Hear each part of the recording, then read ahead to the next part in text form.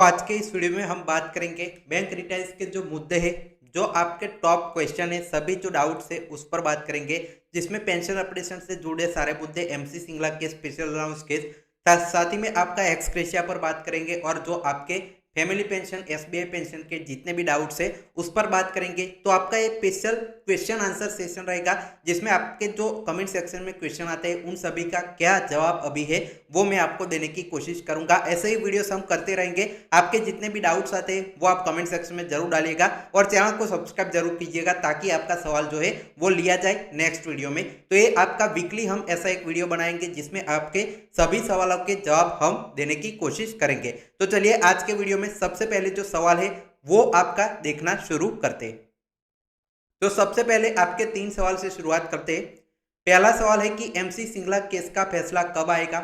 इसका वेट सभी लोग यहाँ पे कर रहे हैं। यही क्वेश्चन आपका जो है बहुत ज्यादा पूछा जाता है, तो इस पर मैं आपको थोड़ी अपडेट दे देता हूँ कि आपका एमसी सिंगला केस की पिछली सुनवाई है वो 25 फरवरी को हुई थी।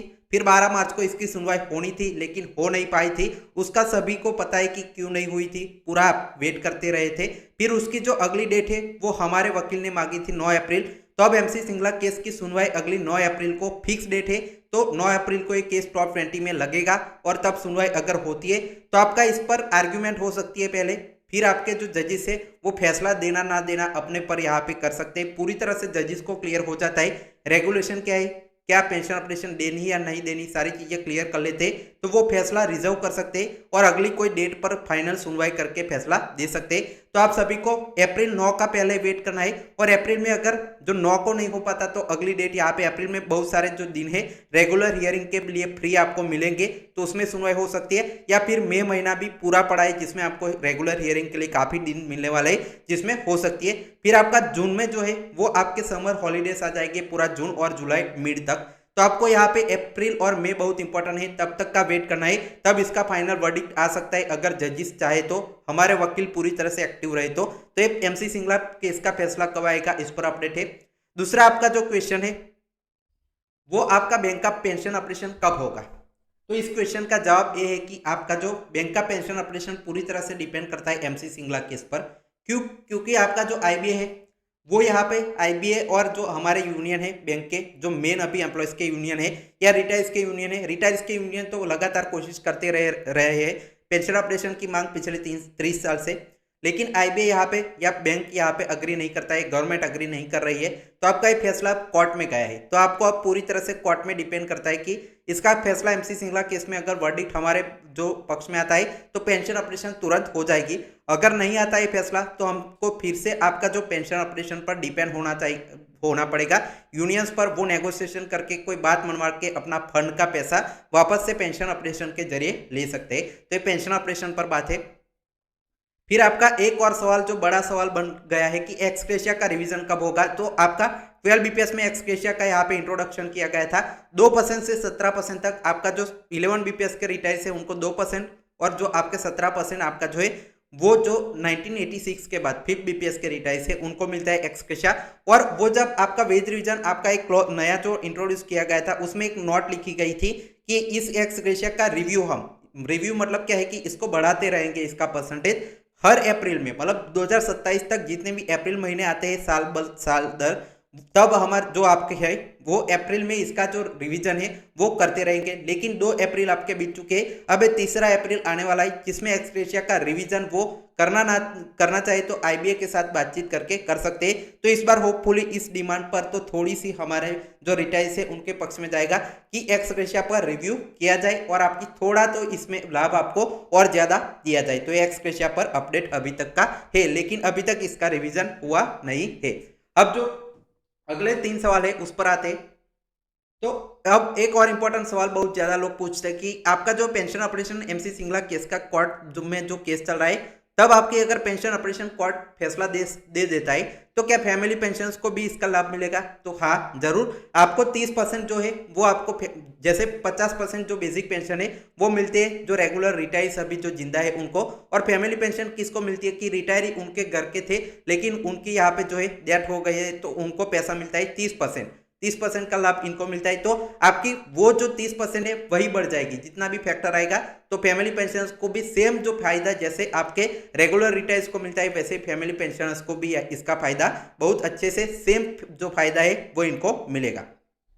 दूसरा अब है कि बैंक रिटायर्स का स्पेशल अलाउंस बढ़ेगा और इसका कोर्ट का केस का क्या अपडेट है। तो कोर्ट में तो अभी सुनवाई नहीं हो रही, कल ही मैंने वीडियो के जरिए आपको बताया था कि 18-19 मार्च को तो इसकी सुनवाई यहाँ पे होना नहीं है, लेकिन इसका जो कोर्ट केस है वो निवारण ला सकता है। या एक और इसका रास्ता है कि कैसे मिल सकता है कि अभी जो आपका 13 बीपीएस आने वाला है तब यूएफबीयू मांग रखने वाला है कि आपका जो 13 बीपीएस में जो स्पेशल अलाउंस का परसेंटेज है वो आप यहाँ पे बेसिक पे में मर्ज कर दीजिए। अगर बेसिक पे में मर्ज करते हैं तो सीधा फायदा बेसिक पे का 50% आपको पेंशन मिलता है, तो सीधा वो फायदा हो जाएगा स्पेशल अलाउंस का आपको, और स्पेशल अलाउंस यहाँ पे रिमूव कर देंगे। अगर वो नहीं होता है तो आपको कोर्ट पर डिपेंड करना पड़ेगा। और अभी जो 2012 से 2000 जो आपके 27 तक के जितने भी रिटायर्स है उनको भी उसका एरियर के जरिए पैसा मिलेगा अगर कोर्ट का फैसला इनके पक्ष में आता है तब। तो ये स्पेशल अलाउंस केस पर अपडेट है। दूसरा एक और इंपॉर्टेंट क्वेश्चन आता है कि आपका अगर जो कोर्ट फैसला देता है एमसी सिंगला केस में तो आरबीआई का फॉर्मूला आपका लगेगा वेज रिवीजन में या फिर 35(1) क्लॉज में जो आपका अपेंडिक्स 1 में फॉर्मूला लिया गया है वो लगेगा। तो आपका जो है अपेंडिक्स जो 35(1) है वो बेसिक पेंशन को एक बार रिवाइज करने के लिए तो काफी है, लेकिन इसको अभी 2026 तक 1986 से 26 तक के जो सभी सेटलमेंट हुए उसको रिवाइज करने के लिए वो फॉर्मूला यहाँ पे जो लगता नहीं है, तो उसके लिए हमें आरबीआई का रेफरेंस जरूर लेना पड़ेगा। मतलब आपका एक हाइब्रिड फॉर्मूला तैयार हो सकता है कि अपेंडिक्स 35(1) के हिसाब से एक बार जो आपका रिविजन और जो आपके फैक्टर होते हैं जो आपका रिवीजन करना है जितने भी बीपीएस हुए उस हिसाब से, तो आरबीआई को रेफरेंस लेके आरबीआई में भी सेम वेज रिवीजन होता है तो उस हिसाब से आरबीआई का फॉर्मूला हाइब्रिड रूप में आपका लग सकता है। अब आपका एक और सवाल आता है कि एसबीआई रिटायर्स को भी जो आपका अगर एमसी सिंगला केस में पेंशन ऑपरेशन होता है तो लाभ मिलेगा या नहीं।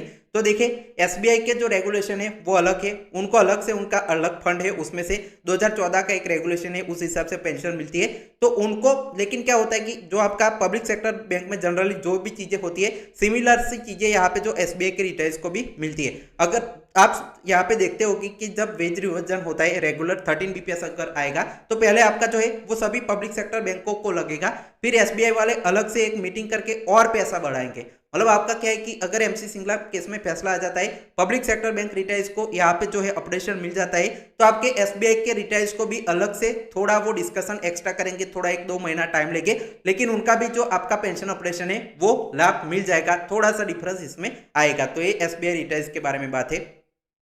अब आपका एक और सवाल आता है कि कम्यूटेशन पीरियड पर क्या अपडेट है कि जो आपका बैंक का कम्यूटेशन पीरियड है वो 15 साल है या गवर्नमेंट के सभी रिटायर्स होते हैं उन सभी का 15 साल है। तो कोर्ट में इसको लेकर बहुत ज्यादा यहाँ पे डिमांड चल रही है कि इसको घटाकर 10 साल किया जाए कम्यूटेशन के पीरियड को, लेकिन इस पर कोई फाइनल फैसला अभी तक सरकार ने नहीं लिया है। कोर्ट में अगर फैसला आएगा या सरकार खुद से अभी जो आपका 8वां वेतन आयोग आने वाला है जिसमें अगर फैसला लेती है कि कम्यूटेशन का पीरियड 10 साल किया जाएगा तो आप सभी बैंक रिटायर्स को भी इसका लाभ यहाँ पे जो एक्सटेंड करके मिल सकता है।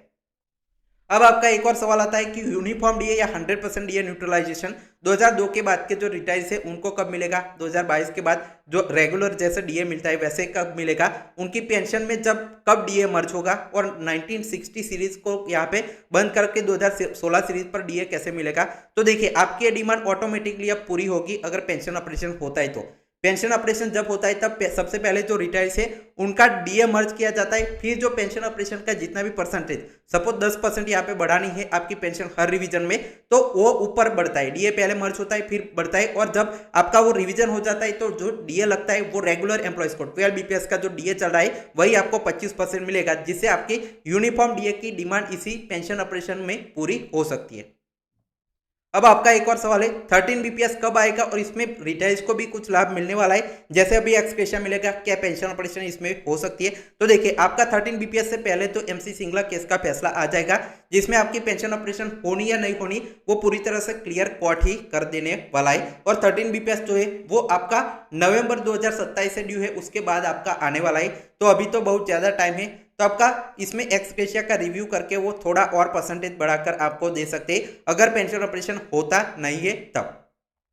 अब आपका एक और सवाल आता है कि ग्रेट्युटी के बहुत सारे केसेस चल रहे हैं सुप्रीम कोर्ट में, साथ ही में इसमें जो 20 लाख की अभी लिमिट है वो 25 लाख कब होगी, ये आपका सवाल आता है। तो देखिए सेंट्रल गवर्नमेंट के जो रिटायर्स है या जो एम्प्लॉयज है उनकी जो ग्रेट्युटी है वो 25 लाख और ऑलरेडी कर दी गई है। और जब सेंट्रल गवर्नमेंट की जो लिमिट बढ़ाते हैं, अभी आपका 1 से 1.5 साल पहले ही बढ़ाई गई है, उससे 1.5, 2, 3 साल में आपके जो बैंक है उनकी भी ये लिमिट बढ़ जाती है। तो आपको अब अगले कुछ महीने में आपकी जो ग्रेट्युटी है उसकी लिमिट भी 25 लाख यहाँ पे देखने को मिल जाएगी।